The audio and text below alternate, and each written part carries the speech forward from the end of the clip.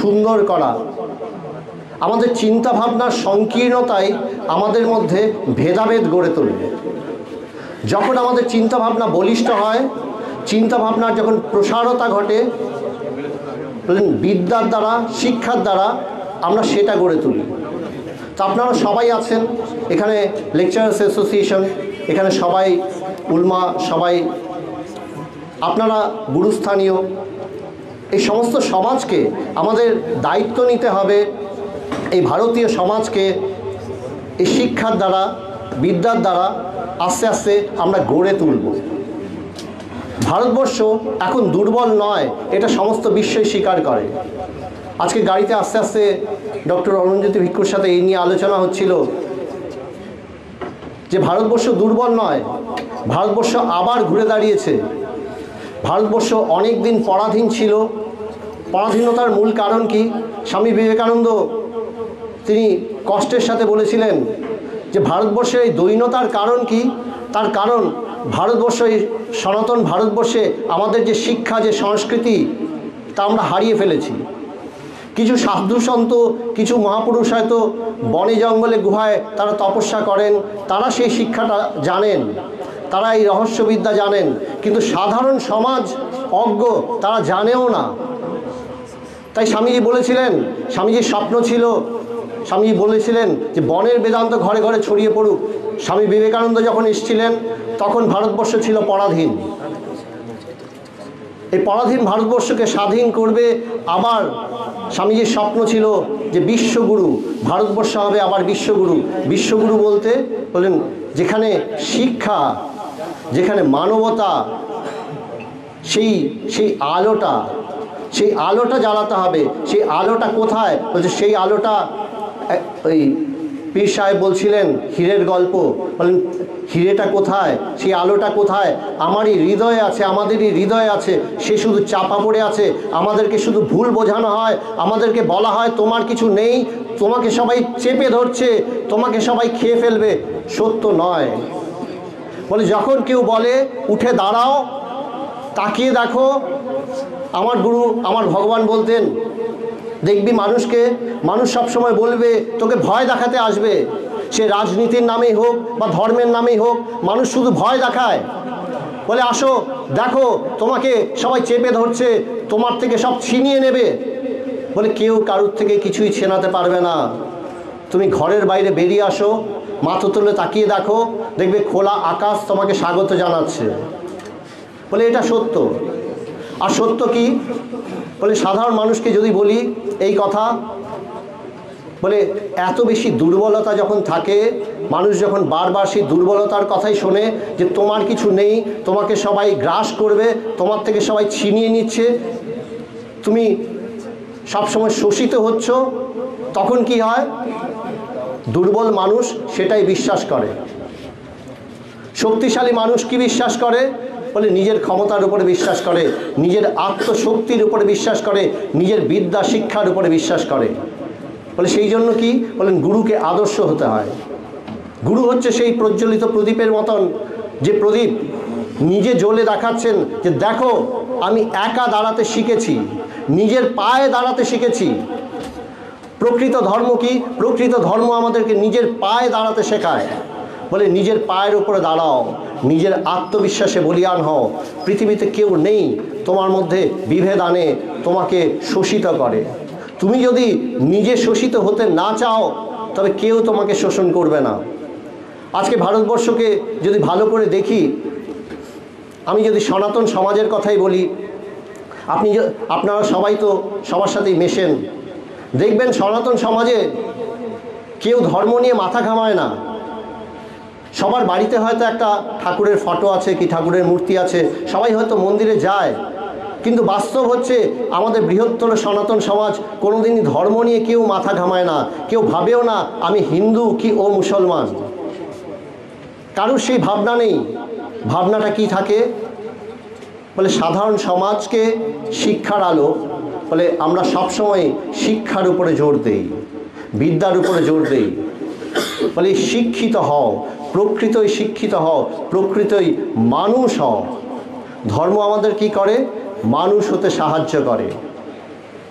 আজকে এইখানটাতে সবথেকে সুন্দর লাগছে একটা কথা আছে, বিদ্যা বিনয়ং দদাতি। তা আজকে আপনাদের সবাইকে দেখে এই কথাটা আরও বিশেষভাবে দেখা যাচ্ছে।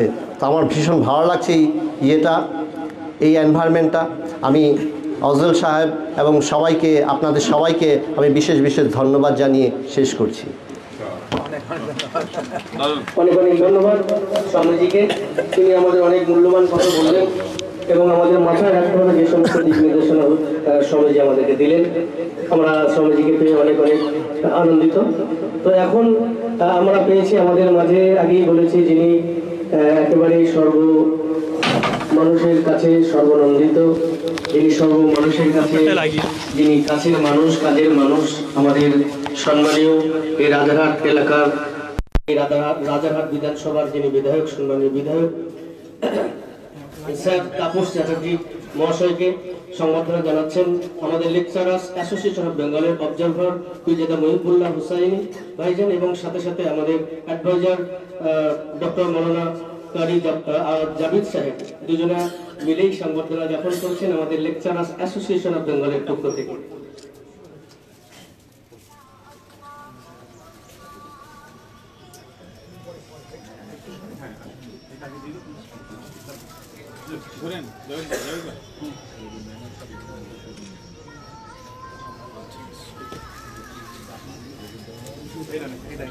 এটা ভাই ঠিক আছে।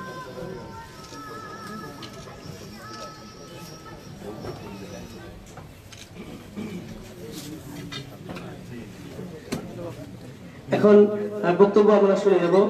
আমাদের কাছে পেয়েছি সর্দারজিকে। সর্দারজি আমাদের সম্পর্কে কিছু বলবেন। মাননীয় তারিসেন সিং সর্দারজি, তিনি লেকচারার্স অ্যাসোসিয়েশন অফ বেঙ্গলের আমাদের অ্যানুয়াল কনফারেন্সে এসেছেন।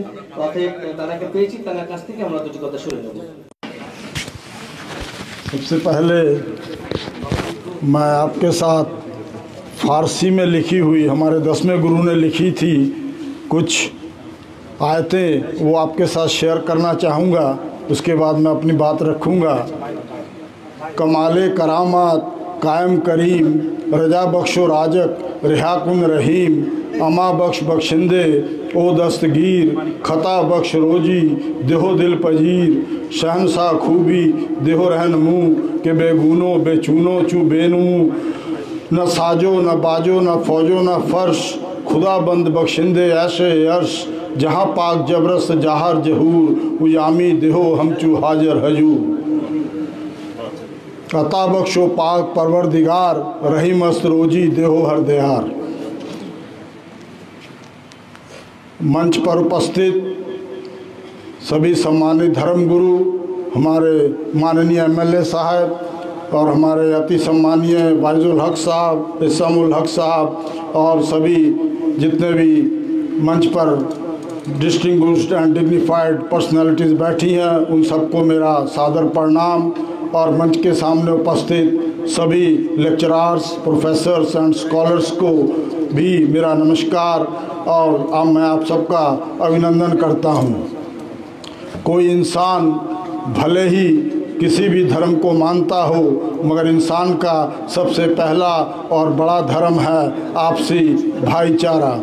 वक्त पे भाई तो कोई भी बन जाता है, मज़ा तो तब आए जब भाईचारा बदल जाए, जब वक्त बदल जाए मगर भाईचारा ना बदले। First of all I convey my regards to the organizers for inviting me to be a part of this beautifully coordinated and well organized program. आज हमने विश्व में जगह जगह बहुत सारे स्कूल्स, कॉलेजेस एंड यूनिवर्सिटीज़ का निर्माण कर रखा है ताकि सही शिक्षा और ज्ञान का प्रसार हो सके, जिससे हम विश्व में एक सौहार्दपूर्ण भाईचारा तैयार कर सकें। लेकिन सवाल ये खड़ा होता है, क्या इन संस्थानों द्वारा दी गई शिक्षा से मानव के संस्कारों का स्तर ऊंचा होता है? अगर ऐसा है तो ठीक है, नहीं तो हमें शिक्षा का मकसद क्या है? शिक्षा का मकसद है मनुष्य के भीतर अच्छे विचारों का निर्माण करना, आध्यात्मिक और मानसिक विकास करना और उसका हर तरफ से विकास हो, उसके आचरण और नैतिक चरित्र का विकास हो। शिक्षा का मकसद है उसके अंदर ज्ञान और कला कौशल में वृद्धि करना, ताकि उसके व्यवहार में परिवर्तन लाकर उसे एक सभ्य, सुसंस्कृत और योग्य नागरिक बनाया जा सके, जिससे समाज और व्यक्ति का लगातार विकास होता रहे। आई regard teachers as one of the most important members of the society. Hence, I find immense pleasure to address you today. Teaching is one of the most aristocratic profession, and it is sacrificing too. Why sacrificing? Because our students not only learn from the words of a teacher, but also from the life and code of conduct followed by the teachers. मैं एक घटना आपके सामने रखूँगा और अपनी बात ख़त्म करूँगा। ये बात है 1994 की, जब डॉक्टर शंकर दयाल शर्मा हमारे राष्ट्रपति थे। तो एक बार वो एक ऑफिशियल विज़िट के लिए ओमान गए। ओमान में जब उनका एरोप्लेन वहाँ की राजधानी मस्कट में लैंड किया तो 3 दिलचस्प घटनाएं हुई। सबसे पहली घटना ये थी कि वहाँ के जो सुल्तान थे वो कभी भी किसी भी गणमान्य व्यक्ति को रिसीव करने के लिए नहीं जाते हैं, लेकिन उस समय वहाँ के राजा सुल्तान कबूस बिन सैयद अल सैयद उनको रिसीव करने के लिए एयरपोर्ट पे गए। और जब उनका जहाज़ लैंड किया और आकर अपनी जगह पर रुका, इससे पहले कि राष्ट्रपति नीचे उतरते, सुल्तान खुद सीढ़ियाँ चढ़कर ऊपर गए और वहाँ से उनको लेकर नीचे उतरे। और तीसरी घटना ये हुई कि जब वो सीढ़ियों से नीचे उतर रहे थे, जो ड्राइवर राष्ट्रपति को लेने के लिए आया था, उन्होंने उनको इशारा किया कि आप यहाँ से हट जाइए, और ड्राइवर साइड हुआ और सुल्तान खुद गाड़ी चलाकर राष्ट्रपति को अपने भवन में ले गया। अब सोचने की बात है कि उन्होंने ऐसा क्यों किया। बाद में प्रेस वालों ने सुल्तान से ये सवाल खड़ा किया कि आपने एक राष्ट्रपति के लिए देश के इतने प्रोटोकॉल क्यों तोड़े। तो उनका जवाब था कि मैं उन्हें रिसीव करने इसलिए नहीं गया था कि वो भारत के राष्ट्रपति थे। उन्होंने कहा कि मैंने अपनी जो हायर स्टडीज़ है वो मैंने इंडिया में की थी, और जब मैं पूना में पढ़ रहा था तो डॉक्टर शंकर दयाल शर्मा वो मेरे प्रोफेसर थे, और उनसे मैंने ये संस्कार सीखे हैं, इसीलिए मैं उनको लेने गया था। तो ये होता है, this is the power of being a teacher.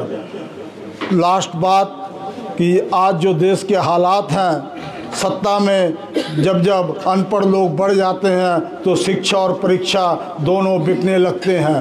अफसोस इस बात का नहीं है कि धर्म का धंधा हो रहा है, अफसोस इस बात का है कि पढ़ा लिखा भी अंधा हो रहा है। शिक्षा और संस्कार ये दो ऐसे मूल मंत्र हैं जीवन के कि शिक्षा आपको कभी किसी के सामने झुकने नहीं देती और संस्कार आपको कभी किसी के सामने गिरने नहीं देते। इतनी बात कहते हुए मैं अपना वक्तव्य यहीं समाप्त करता हूँ। Thank you very much. धन्यवाद। बहुत अच्छी दिख धन्यवाद सम्मानीय सरकार की महाशय के। এখন আমি বলবো আপনারা কেউ চলে যাবেন না, আর আমাদের যারা আমন্ত্রিত বক্তা আছেন তাদের মধ্যে মাত্র 2 জন বা 3 জন বাকি আছেন, আর কেউ বাকি নাই। সামনে মগরিবের নামাজ, তার আগে আসরের নামাজ প্রত্যেকেই আমরা পড়ে নিয়েছি। মগরিবের নামাজের আগে ইনশাআল্লাহ শেষ হয়ে যাবে, আপনারা কেউ কিন্তু চলে যাবেন না। এখন আমাদের মাঝখানে উপস্থিত হয়েছেন প্রবীণ বক্তা এবং আমাদের অভিভাবক ল্যাবের অত্যন্ত গুরুত্বপূর্ণ সদস্য, সম্মানীয় ব্যক্তিত্ব জনাব হযরত মাওলানা ইয়াকুব আলী সাহেব, ভবানীপুর মাদ্রাসার ফাউন্ডার। তিনি আমাদের মাঝখানে উপস্থিত হয়েছেন। হুজুরকে সংক্ষেপে 2-1 কথা বলার জন্য অনুরোধ করছি।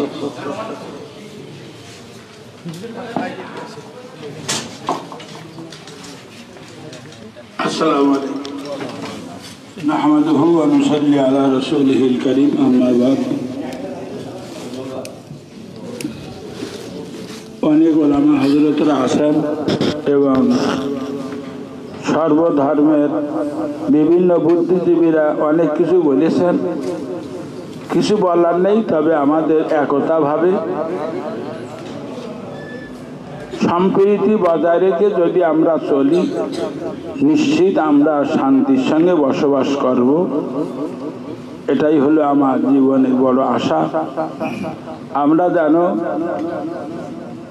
সম্প্রীতি বজায় রেখে কথা বলি, সম্প্রীতি বজায় রেখে চলতে পারি, তার জন্য সকলকে অনুরোধ রেখে বক্তব্য শেষ করছি। খুব সুন্দর কথা বলেছেন জনাব হযরত মোহতারাম মাওলানা ইয়াকুব আলী সাহেব। এখন আমাদের মাঝখানে যার বক্তব্য দীর্ঘ সময় থেকে আমরা শুনবো বলে অপেক্ষামান এবং যার কথা অনেক বক্তারাই বলে গেলেন, আমাদের মাঝখানে উপস্থিত হয়েছেন সম্মানীয় অধ্যাপক ওয়াইজুল হক সাহেব, যিনি রাজ্যের তৃণমূল কোর কমিটির অন্যতম সদস্য এবং শিক্ষা স্বাস্থ্য থেকে শুরু করে বিভিন্ন জায়গাতে তিনি আছেন। সুবক্তা জনাব অধ্যাপক ওয়াইজুল হক সাহেবকে দু চার কথা বলার জন্য অনুরোধ করব। তারপরে এমএলএ সাহেবের বক্তব্য শুনবো, শুনে দোয়ার মধ্যে দিয়ে আজকের এই অনুষ্ঠান, এই মাহফিল শেষ হবে ইনশাআল্লাহ। আপনারা কেউ চলে যাবেন না। অধ্যাপক ওয়াইজুল হক সাহেব আমাদের মাঝখানে আসছেন। মাওলানা মাঝখানে আমরা জনাব মাওলানা শাহানুর আলম সাহেবকে আমরা বরণ করে নিচ্ছি এবং মাঝখানে জনাব মাওলানা জুনায়েদ হোসেন সাহেব, ওনাকে আমরা দুজনকে মাঝখানে বরণ করে নিচ্ছি। আমাদের বরণ করে নিচ্ছেন জনাব মাওলানা রবিউল ইসলাম সাহেব, বিখ্যাত সব এনারা প্রত্যেকেই, এনাদের ফ্যান ফলোয়ার্স লক্ষ লক্ষ মানুষ, তাদেরকে আমরা পেয়েছি ল্যাবের পক্ষ থেকে। প্রত্যেককে আমরা আমাদের মেম্বার্স হিসাবে, আমাদের এনারা মেম্বার, প্রত্যেক মেম্বারকে আমরা আজকে বরণ করেছি, সংবর্ধনা জ্ঞাপন করেছি। আমাদের সব লেকচারার্স অ্যাসোসিয়েশন বেঙ্গলের অন্যতম সদস্য, ওনাদের বরণ করছি। জনাব মাওলানা জুনায়েদ হোসেন সাহেবকে বরণ করা হলো, তার সঙ্গে সঙ্গে বরণ করা হলো মাওলানা শাহানুর আলম সাহেবকে বরণ করা হলো। প্রত্যেকটি ল্যাবের পক্ষ থেকে শুভেচ্ছা জানিয়ে এখন মাইক্রোফোন তুলে দিচ্ছি আমাদের সেই আকাঙ্ক্ষিত, আমাদের অতিথি, আমাদের সম্মানীয় ব্যক্তিত্ব, আজকের সবার উজ্জ্বল নক্ষত্র অধ্যাপক ওয়াইজুল হক সাহেবকে দু চার কথা বলার জন্য অনুরোধ করছি।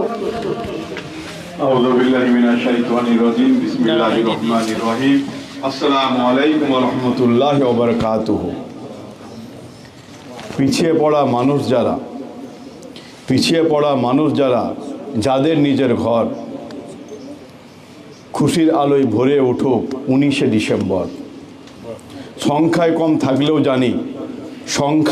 থাকলেও জানি সংগ্রামে তারা বীরছে, তাদের জন্য ল্যাব আছে সর্বদাই শীর্ষে। ল্যাবের এই বার্ষিক অনুষ্ঠান বা দিবস শুধু একটা দিবস নয়, মান সম্মান, রুটি রুজি আর বেঁচে থাকা দৃঢ় প্রত্যয়। স্বাভাবিকভাবে আপনারা যারা আছেন তাদের সামনে বলতে গেলে আমার ঠোঁট কেঁপে যাচ্ছে। আমি ক্যালিফোর্নিয়া থেকে শুরু করে বিভিন্ন জায়গায় বক্তব্য রেখেছি, সেমিনার করেছি, কিন্তু আপনারা যারা আছেন গুণী মানুষ, পণ্ডিত মানুষ, আপনাদের কাছে আমরা অনেক কিছু শুনি। অনেক বক্তা আপনাদের মানুষ, লক্ষ লক্ষ মানুষ আপনাদের কথা শোনার জন্য অপেক্ষা করে থাকে। তাই আপনাদের কাছে এসে আমার বলার মতো খুব একটা কিছু আছে বলে আমি মনে করি না। আমাদের অত্যন্ত আমার প্রিয় মানুষ, গুণী মানুষ, আমি প্রচণ্ড সম্মান শ্রদ্ধা করি। আপনাদের লেকচার অ্যাসোসিয়েশন অফ বেঙ্গলের অবজারভার আমার পীর সাহেব মেহবুল্লাহ হোসেনি সাহেব, ওনাকে খুব শ্রদ্ধা সম্মান ভক্তি করি। উনি যখন ডাকেন আমি বলি ওখানে গিয়ে কী বলবো আপনাদের সামনে। যারা আছেন এক একটা নক্ষত্র, এক একজন দিকপাল, ওনাদের সামনে বলতে গেলে তো আমাদের অনেক কিছু, আমরা কি জানি, কি শিখি, আপনাদের কাছ থেকে তো আমরা শিখবো, আমরা জানবো। আমরা রাজনীতি করি, রাজনীতি ঘরানার মানুষ। অনেক বক্তায় অনেক কিছু বলছিলেন, কিন্তু আমার কনসেপ্টটা হচ্ছে অন্য জায়গায়। যারা আছেন আমার হুজুররা এখানে অনেক বসে আছেন, যে মানুষের জন্য যদি কিছু করার মানসিকতা থাকে, মানুষের জন্য যদি কিছু সত্যিকারের করব বলে চিন্তা ভাবনা করি, বিশেষ করে পিছিয়ে পড়া মানুষ, তাহলে এনজিও করে বা অন্য কিছু করে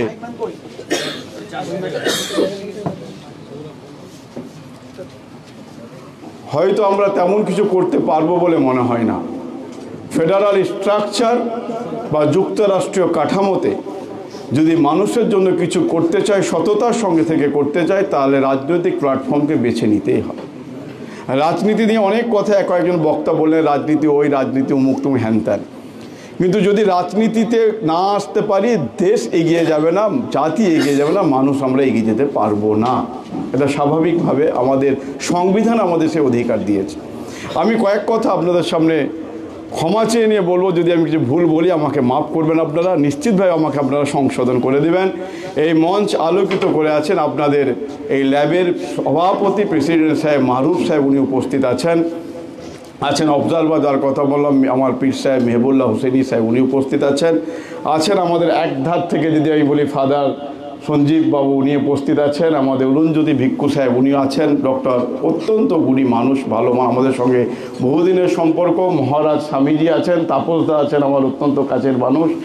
আমাদের তারসিম সিং আছেন, শিখ কমিউনিটি থেকে এসছেন, আমাদের মাইনরিটি সেলের সাধারণ সম্পাদক।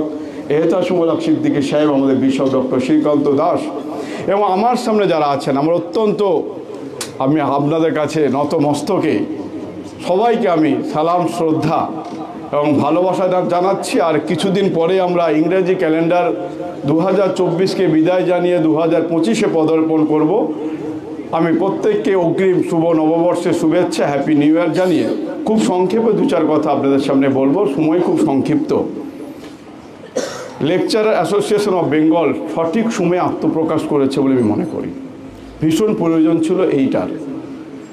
আমি আমাদের সরকারের যে সুপ্রিমো আমাদের মাননীয় মুখ্যমন্ত্রী মমতা বন্দ্যোপাধ্যায়কে লেকচারার অ্যাসোসিয়েশন অফ বেঙ্গলের কথা আমি নিজে বলেছি ওনাকে জানি, যাতে আপনাদের কোনো রকম কোনো সমস্যা না হয়।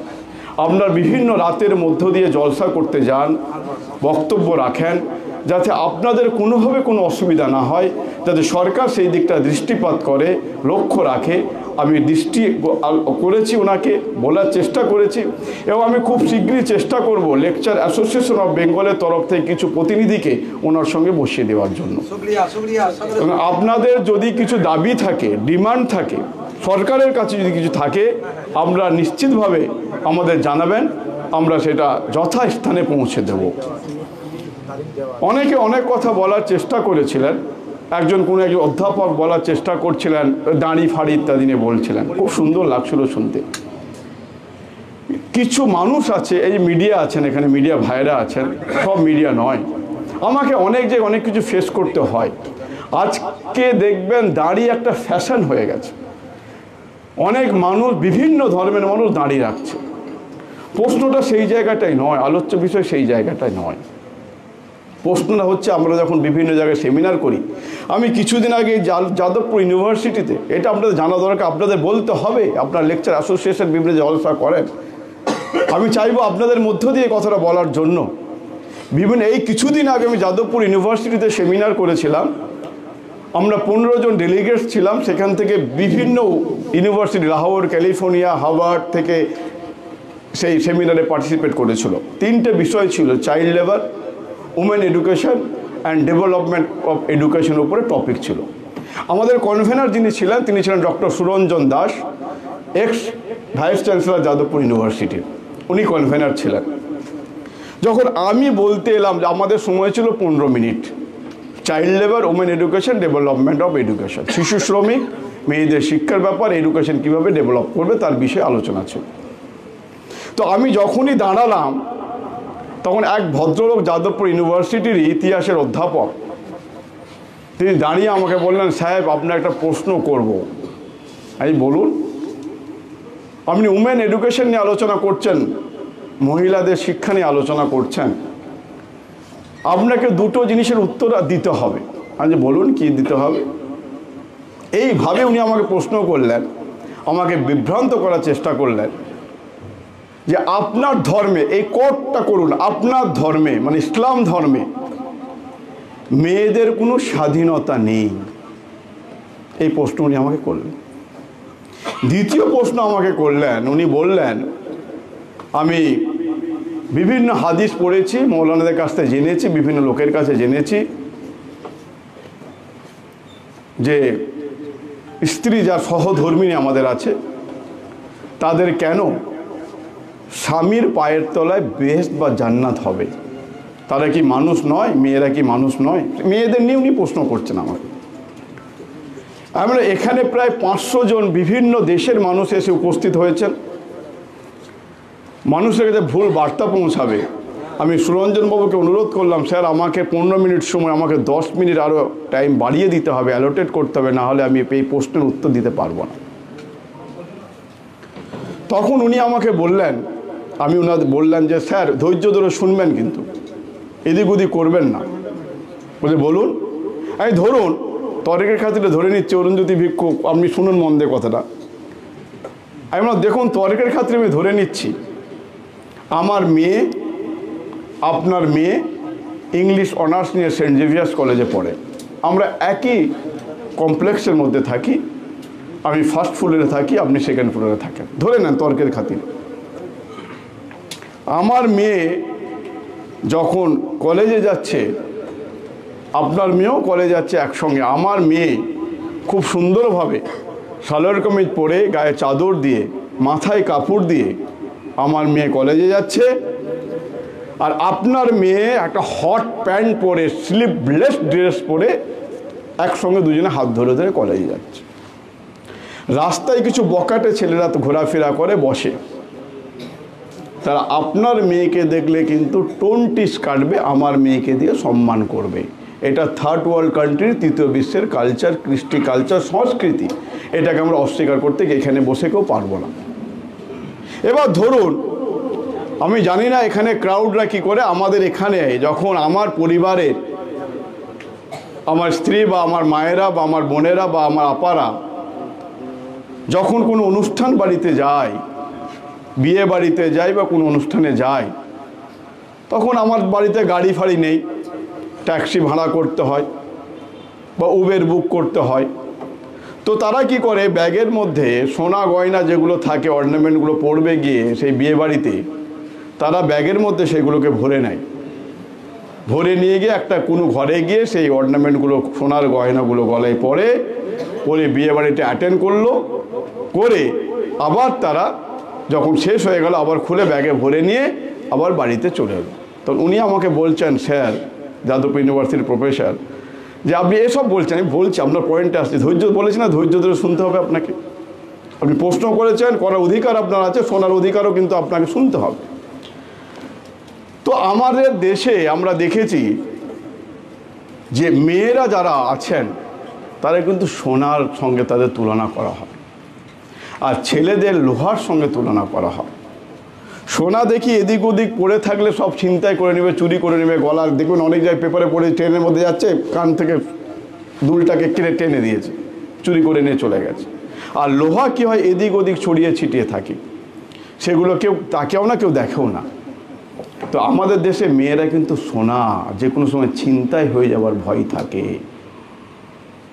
আর আমি আমার মতো খুব সেকুলার আপনি কম পাবেন স্যার।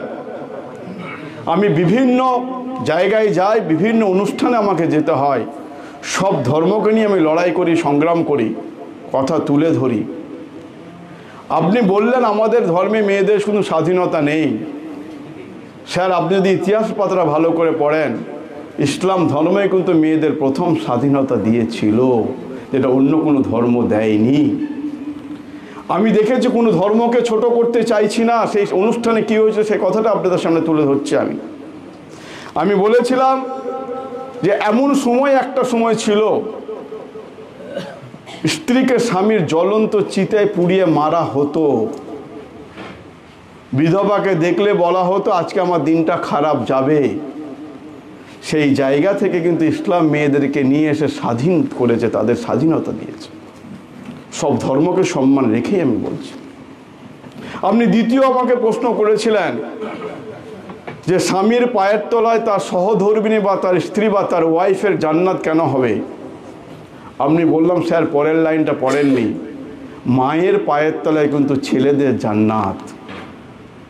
মাটাও কিন্তু নারী, স্ত্রীটা যেমন নারী, মাও কিন্তু নারী। মায়ের পায়ের তলায় তার সন্তানের জান্নাত। তাই আমি সরি টু সে আপনাকে বলতে বাধ্য হচ্ছি, Islam is a science, nothing more nothing less. Islam বিজ্ঞানের থেকে কম কিছু নয়। কেন কথাটা আজকে বেছে নিলাম, অধ্যাপক সাহেব বল ইসলামকে বিভিন্নভাবে হেয় করতে দেখবেন। আপনি কোনো সময় আমাকে দেখান একটা জায়গায়, অনেক সাংবাদিক বন্ধুরা আছেন, আমাদের দেশের জনপ্রিয় প্রধানমন্ত্রী রাজীব গান্ধী কিন্তু সন্ত্রাসবাদীরা গুলি করে মেরেছিল। আমাদের দেশের জনপ্রিয় প্রধানমন্ত্রী ইন্দিরা গান্ধীকে গুলি করে মারা হয়েছিল। কিন্তু দুর্ভাগ্যের বিষয়, কোনো মিডিয়া কখনোই লেখে না যে তামিল জঙ্গি সংগঠন এলটিটিই বা হিন্দু জঙ্গি সংগঠন মাওবাদী, কিন্তু লেখা হয় ইসলামিক জঙ্গি সংগঠন লস্করে তৈবা, ইসলামিক জঙ্গি সংগঠন জাইশে মোহাম্মদ। কেন? জঙ্গিরা কখনো কোনো ধর্মের হয় না। এইটা তকমা লাগিয়ে দেওয়ার চেষ্টা হয় সবসময় ইসলাম মানে। আমাকে বহু মানুষ প্রশ্ন করেছে বিভিন্ন যখন যায়, ওয়াইজুল হক আপনি মুসলমান? হ্যাঁ। কেন? আপনি এত শুধু বাংলা বলছেন। মানে মুসলিম মানে ভালো বাংলা সে জানে না, বাংলা বলতে পারবে না। মুসলমান মানে সে 4টে বিয়ে করবে। মুসলিম মানে সেই জায়গাটা নোংরা আবর্জনায় ভরাতে, এটা মানুষের মধ্যে ছড়িয়ে দেওয়া হয়েছে, মানুষের মনে মনে গেঁথে দেওয়া হয়েছে। আমার ছোট্টবেলা একটা ঘটনা শেয়ার করব আপনাদের সামনে। আমি তখন ক্লাস 8-এ পড়ি। ইন্ডিয়া পাকিস্তান খেলা হচ্ছে, ক্রিকেট খেলা। সেই খেলায় ইন্ডিয়া জিতেছিল। আমার আব্বার কাছে আমি মারও খেয়েছিলাম তার জন্য, আমার পরীক্ষা ছিল। ইন্ডিয়া জিতেছিল বলে ছোট মন ক্লাস 8-এ পড়ি, আমি পুরো পাড়া ঘুরে ঘুরে আবির মেখে ঘুরেছি। তারপর দিন যখন স্কুলে গেলাম আমি হাউ হাউ করে কাঁদছি। আমার বন্ধু বলছে, ওয়াইজুল তোদের কেমন হারালাম, মানে আমি পাকিস্তানি, তোদেরকে কেমন হারালাম। আমি স্কুল থেকে চলে এসেছিলাম, বাড়িতে এসে কান্না করছিলাম। আব্বা বলছে, কাঁদছিস কেন? আমাকে এই কথা শুনতে হলো স্কুলে গিয়ে আমাকে, তোদের কেমন হারালাম।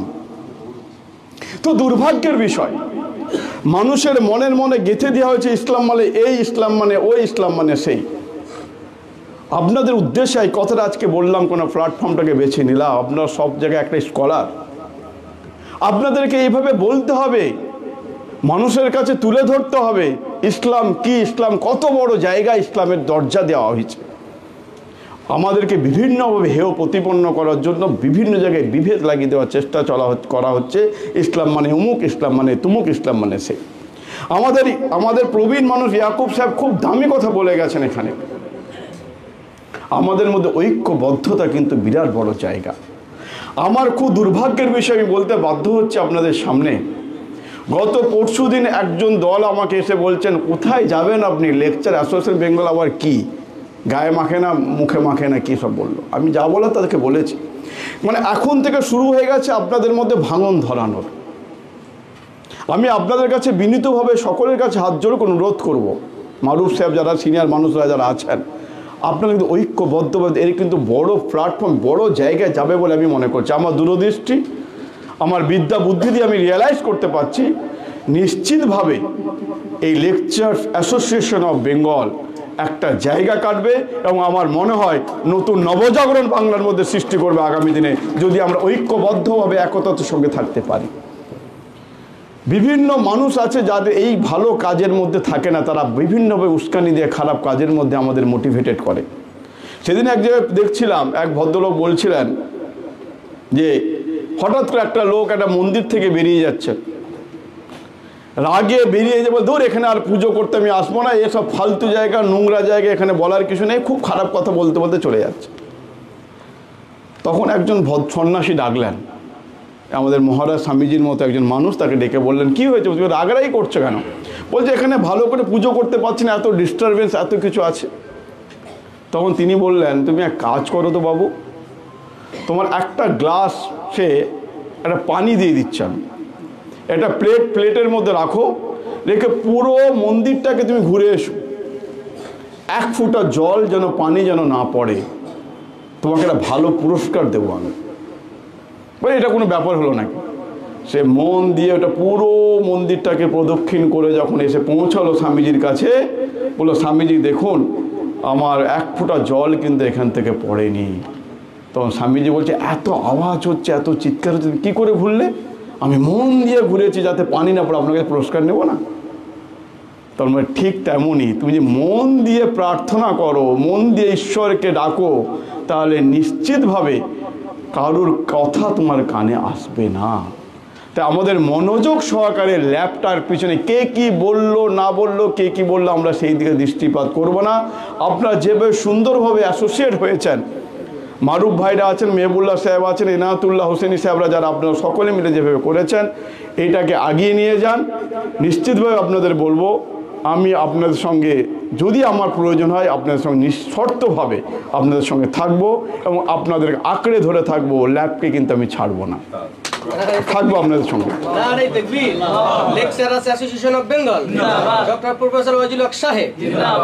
আমরা এইভাবে এগিয়ে যাব। আর আবার আপনাদের বলছি, খারাপ জিনিসের উপর আমাদের খুব দৃষ্টি পড়ে, জানেন তো। যেমন আর সে একই রকম খুব ভালো জিনিসের উপর নজর পড়ে। নজর আমাদের কথা আছে, বলে না নজর না লাগে, ভালো সুন্দর দেখতে ভালো কিছু জিনিসকে নজর লেগে যায়। তো আমাদের হুজুর সাল্লাল্লাহু আলাইহি ওয়াসাল্লামের উপর করা হয়েছিল, জাদু করা হয়েছিল, নজর করা হয়েছিল। তাই স্বাভাবিকভাবে যেন নজর আমাদের আসরের উপর না লাগে, কারো কুদৃষ্টি যেন না পড়ে। আমরা নিশ্চিতভাবে আমাদের হুজুর সাহেব বলেছেন দোয়া হবে, দোয়ার মধ্য দিয়ে আমরা নিশ্চয়ই চাইবে। এই কথা বলে আমি শেষ করব। আমি খুব প্রাউড ফিল করি, আপনারা দেখেছেন দক্ষিণেশ্বর মন্দির, সবাই জানি আমরা, বড় মন্দির। সে মন্দিরটাকে তত্ত্বাবধায়ক ছিলেন রানী রাসমণি, তাই তো স্বামীজি? রানী রাসমণি ছিলেন। তো দেখবেন ওই মন্দিরের পাশে একটা মাজার আছে, একটা মাজার শরীফ আছে। তাপসদা দেখবে তুমি, যখন রানী রাসমণি মন্দিরটাকে রিনোভেট করছে, ভেঙে নতুন করে বড় করে তৈরি করে চিন্তা ভাবনা করছেন, তখন মাজারের যিনি দেখভাল করতেন, যিনি ছিলেন, তিনি এসে রানীজিকে বলছেন, রানীমা আপনি খুব ভালো করে করুন এটাকে, আমি মাজারটাকে একটু দূরে সরিয়ে নিয়ে চলে যাচ্ছি। তখন রানীমা বলেছিলেন যে বাবা, তুমি আর কে শুয়ে আছে আমি জানি না, যিনি আছেন তিনি যদি পানি পান, আমাদের দক্ষিণেশ্বর মন্দিরের যিনি আছেন, দেবী আছেন, ঠাকুর আছেন, সে ঠাকুরও কিন্তু জল পাবেন, উনি পানি পাবেন, দুজনে একসঙ্গে এখানে থাকবে, আলাদা করা যাবে না, আপনি নিয়ে যাবেন, এখানেই তিনি থাকবেন। এইটাও আমরা দেখতে পেয়েছি। আমরা এইভাবেই তো বড় হয়েছি, এইভাবে শিখে বড় হয়েছি। আমাদের ওই দিকে বসে আছেন ফাদার বিশপ শ্রীকান্ত দাস, উনি বলেন god is good, god is great. তার পাশেই বসে আছেন এতাসমুল হক সিদ্দিকী সাহেব, উনি বলেন লা ইলাহা ইল্লাল্লাহু মুহাম্মাদুর রাসূলুল্লাহ সাল্লাল্লাহু আলাইহি সাল্লাম। তার পাশে আমাদের সর্দারজি বসে আছেন তারসিম সিং, উনি বলেন জো বলে সোনিয়াল সত শ্রী আকাল। আবার ঠিক একইভাবে আমাদের বসে আছেন স্বামীজি, উনি বলেন হরে রাম হরে কৃষ্ণ। আবার বৌদ্ধ আমার বসে আছেন, উনি বলেন বুদ্ধনাং শরণাং গচ্ছামি। এইটাই তো বাংলা, এইটাই তো ভারতবর্ষ, এটাই ছিল, এটাই আছে, এটাই থাকবে, এটাকে আমাদের রক্ষা করতে হবে। তাই আমাদের লেকচার অ্যাসোসিয়েশন অফ বেঙ্গলে যারা আছেন তারা সকলে মিলে এই সম্প্রীতিটাকে আমাদের লক্ষ্য রাখতে হবে। আমরা দেখুন আমাদের সেকুলার স্টেট, আজকে অনেকে অনেক কথা বলার চেষ্টা করছে। ভারতবর্ষ ধর্ম নিরপেক্ষ দেশ, এখানে সংখ্যালঘুদের ওপর, দলিতদের ওপর, এসসি ট্রাইবেলদের উপর কি অত্যাচার হচ্ছে। আর বাংলা হচ্ছে ইসলামিক দেশ, ইসলামিক রাষ্ট্র। আমি তো দায়িত্ব নিয়ে বলছি আপনাদের সামনে, অনেক খবর ভুল ভ্রান্ত প্রচার হচ্ছে। বাংলাদেশে সংখ্যালঘু হিন্দুরা অনেক অনেক ভালো আছে। আমাদের সংখ্যালঘু যারা আমার দলিত বা খ্রিস্টান বা বৌদ্ধ যারা আছে, এখানে যেভাবে নির্যাতিত আমরা হয়, তার নিরিখে বাংলাদেশের সংখ্যালঘুরা অনেক অনেক ভালো আছে। আমরা সেইভাবে আমরা কিন্তু ভালো নেই। সেটা আপনাদের কাছে আমার সকলের প্রার্থনা, যারা আছেন ধর্মগুরু আপনারা আছেন, বিভিন্নভাবে মৌলানা মুফতি আলেমরা আছেন, একটু দোয়া করবেন যেন ভারতবর্ষে আমরা সকলে মিলে এইভাবে ঐক্যবদ্ধভাবে ভালোভাবে থাকতে পারি, ভালোভাবে বাঁচতে পারি, সকলে মিলে একসঙ্গে এক ছাতার তলায় থাকতে পারি। সকলে ভালো থাকবেন। আমি যেটা বলেছি সব জায়গায় বলি, আপনারা অনেক গুণী মানুষ, আমরা গুণাগার বান্দা। আপনারা মৌলানা আছেন, মুফতি আছেন, কারি আছেন, বিভিন্নভাবে কাজ করছেন। একটু পার্টিকুলারলি দেশের জন্য করবেন, দশের জন্য করবেন, সম্প্রদায়ের জন্য করবেন, আমার জন্য দোয়া করবেন যেন ওয়াইজুল হক কোনোদিন কারুর কাছে বিক্রি হয়ে না যায়। তার কারণ যেভাবে পলিটিক্স চলছে এখন, যেভাবে রাজনীতি হচ্ছে, যেভাবে অর্থ লেনদেন হচ্ছে, খুব ভয় করে। আবার বলেছি মানুষের পরিষেবা দেওয়ার জন্য কিন্তু রাজনীতি এসেছে, কামানোর জন্য আসেনি। রাজনীতিটাকে পেশা হিসেবে বেছে নিইনি, নেশা হিসেবে বেছে নিয়েছি। তাই আলেমরা যারা আছেন একটু দোয়া করবেন যেন ওয়াইজুল হক কারুর কাছে বিক্রি হয়ে না যায়, আর কারুর কাছে যেন কোনোদিন কোনো অবস্থাতে মাথা নোয়াতে না হয়। রাব্বুল আলামিন আল্লাহ পাক এবং নিজের আব্বা আম্মা, নিজের শিক্ষাগুরু ছাড়া যেন কারুর কাছে মাথা না নোয়াতে হয়, যেন কোনোদিন ঘামান অহংকার না আসে, নিরলসভাবে যা ক্ষমতা যা দিয়েছে আল্লাহ পাক রাব্বুল আলামিন নিরলসভাবে যেন মানুষের জন্য কাজ করতে পারি, সমাজের জন্য, দেশের জন্য, দশের জন্য কিছু করে যেতে পারি। এই দোয়া আপনারা করবেন। যেতে যেতে এই বলে শেষ করব, ফুল হ্যাঁ গোলাপ তোড়া নেই যাতা, फूल है गुलाब तोड़ा नहीं जाता, लेक्चरर्स एसोसिएशन ऑफ बेंगल को कभी छोड़ा नहीं जाता, कभी छोड़ा नहीं जाता, कभी छोड़ा नहीं जाता। সকলে ভালো থাকবেন। অনেক অনেক ধন্যবাদ স্যার, আমাদের মাঝে অনেক কথা বলেছেন, কেউ উঠবেন না, এখন আমার একই সঙ্গে নামাজ পড়বো, তো একটু যেহেতু সময়